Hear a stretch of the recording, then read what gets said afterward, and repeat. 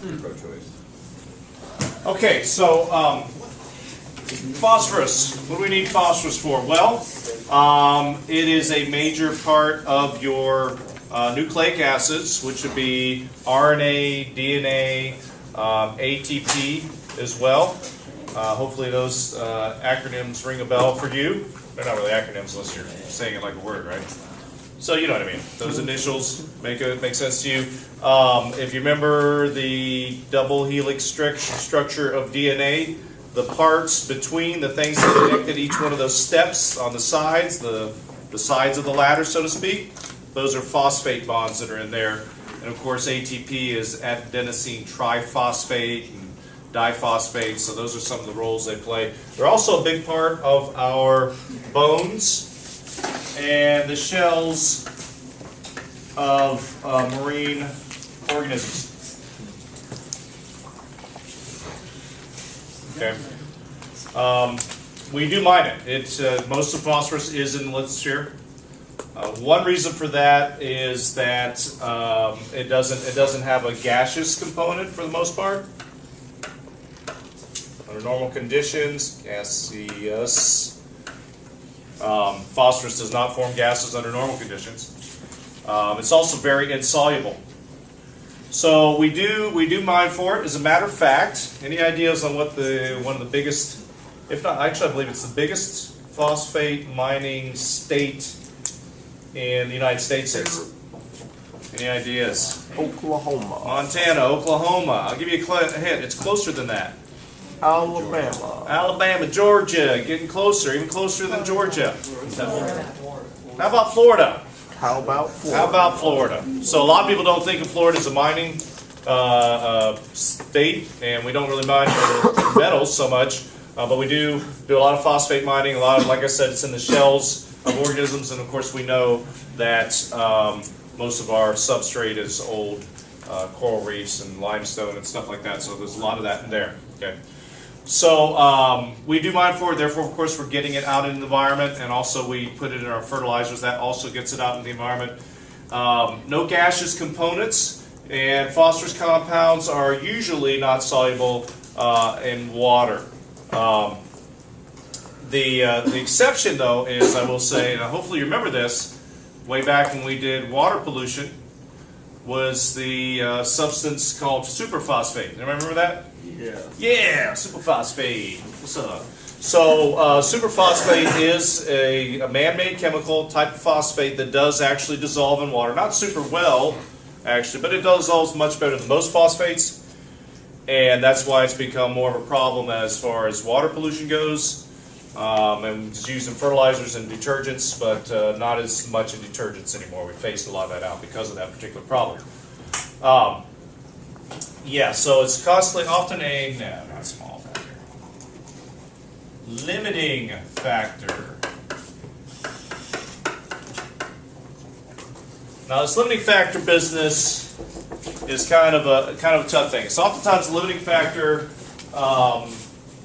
because of its insolubility. So a lot of times it just sinks down and becomes part of the ground again. It doesn't get transported around through the atmosphere. So oftentimes it's in short supply, relatively speaking. There's there's a good bit of it in normal soil, but organisms need a lot of it. It's kind of hard for them to get in because of its limited solubility and the fact that it's not going to be transported through the atmosphere.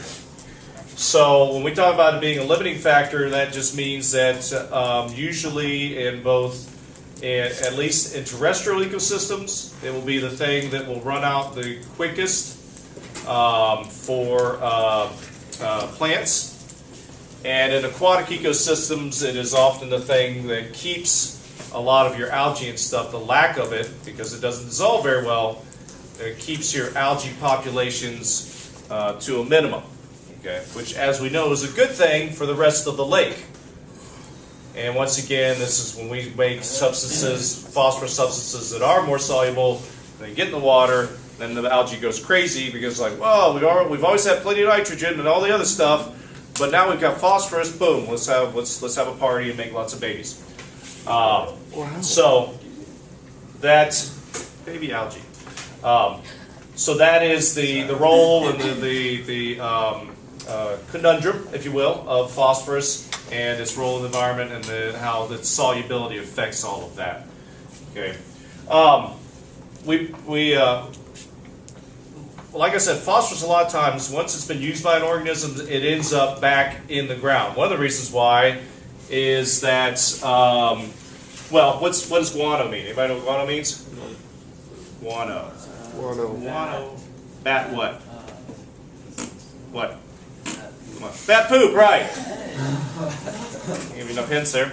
Bat poop, yes, guano, and it's just one example. There just happens to be, because bats a lot of times are in caves, a lot of it does not, that poop does not escape. But the same is true on land or out in the open and in the ocean, is that a lot of that phosphorus, once it's excreted as usually as feces, it's going to settle down and then just go right back down in the ground and become part of the lithosphere again. It doesn't keep cycling as much through the environment like nitrogen does, and so of course carbon as well. So one way to remember this, I always tell you: you pee nitrogen, you poop phosphate. P for poop, P for phosphate. However you want to do that, if that helps you to remember that. But a lot of the lithosphere, a lot of the components we have there come from living organisms, and specifically the poop of living organisms. And also, of course, the dead organisms as well. So that's what a lot of the phosphorus in the ground is from. Over time, of course. All right, questions about phosphorus? Its roles, plays, and why it's, its chemical properties, and the fact that it doesn't move around a lot. Kind of a boring chemical in that respect, but very necessary for living organisms. That makes it limit ecosystems and things like that. All right, sulfur. Now, sulfur is a major, not a major, but it's, yeah, there's a lot of it in proteins. It's not one of your primary parts like carbon and hydrogen and nitrogen is. Sulfur. There we go again. All right. When are you guys going to check your slides? Huh? Those slides are still sitting over. You haven't checked them yet. Those of you who were here Thursday will understand that reference. Okay, protein. Protein. And this is why carnivores poop stinks more than herbivores. So have you ever been like cow patties and stuff? I mean, it smells bad in large quantities, but it's not really disgusting like if you have the same amount of human poop or tiger poop or something else like that. That smell is sulfur. And that's why also if you eat things that have high sulfur content, you're gonna gas up the place. It smells bad. You won't have more gas; it'll just be stinkier. It's a very common component of the lithosphere. Most of the sulfur on Earth, just like most of the rest of these, except for nitrogen, the biggest sink for it is the lithosphere. So when we mine for stuff, and when we burn stuff that we mine, mostly coal, then we're going to be releasing that sulfur into the atmosphere, or in the case of mining, we will expose it, and there's actually a lot of bacteria that like to eat sulfur. So, as a matter of fact, since we're discussing all things gross, the odor of flatulence while your farts stink is because of these bacteria, these types of bacteria in your body, in your gut, that like to eat the sulfur that's in your food and produce hydrogen sulfide. It's actually the hydrogen sulfide itself, H2S, that's the really stinky. That is the common rotten egg, sewage type smell that you get. That is, of course, what makes your flatulence stink. And that's also why some people have much stinkier farts, for lack of a better term, than others. So anyway, or that their diet, of course. So yeah, aren't you glad you came today to learn about all this stuff? Yep. Why they stink. So maybe you remember when we talked about mining. this leads to this same consumption of sulfur by bacteria. A lot of times they will turn it into sulfuric acid, and that creates acid mine drainage. So that's another part of the environmental impact we get from digging stuff up and exposing sulfur. And we do mine for sulfur as well. Sulfur is used in a lot of compounds. As a matter of fact, the most commonly produced industrial chemical is sulfuric acid. So there's a lot of that in there, a lot of it around and available in the different things that we do. All right, questions about sulfur? No? All right, so finally, micronutrients. Iron, magnesium, and zinc are essential nutrients, and this is the one you needed to put small for. We put small for limiting. What group was that? Yeah. That's where you should put it. Yeah. Micro means you don't need much, so it's necessary in small amounts. I'll give you examples. Yeah, iron, magnesium, zinc, copper. And you look at the back of a vitamin bottle, and all the things they list there. Those are many of your micronutrients.